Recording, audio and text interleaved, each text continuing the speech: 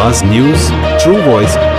आदाब नाज़रीन, आवाज न्यूज चैनल पर आपको खुशामदीद। मेदक में बीआरएस पार्टी की सियासत खत्म होने वाली है, ये बात कांग्रेस लीडर साबिका एमएलए मैनापल्ली हनुमंत राव ने कही। इन्होंने कहा कि बीआरएस से मायूस होकर कई लीडर कांग्रेस में शामिल हो रहे हैं। हनुमंत राव ने केसीआर, केटीआर और हरीश राव को चैलेंज करते हुए कहा कि मेदक को खाली करा दूंगा। चंदना ब्रदर्स की शाख की इफ्तिताही तकरीर में इन्होंने कहा कि वो हमेशा आवाम के साथ इनका काम करते रहेंगे। ఇంకో పార్టీ అది ఎందుకంటే సీక్రెట్ గా పెడతా ఉన్నాను, ఈ రోజు ఓన్లీ బీఆర్ఎస్ పార్టీ నుంచి చేరడం జరుగుతుంది.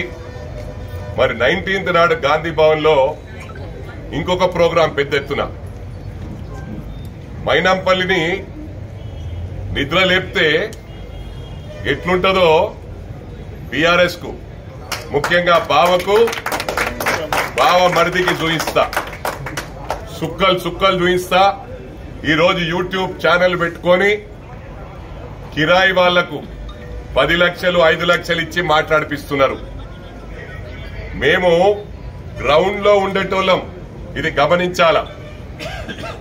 ఇంట్లో కూర్చొని వీడియోలు చేస్తే దానికి స్పందించే టైం లేదు.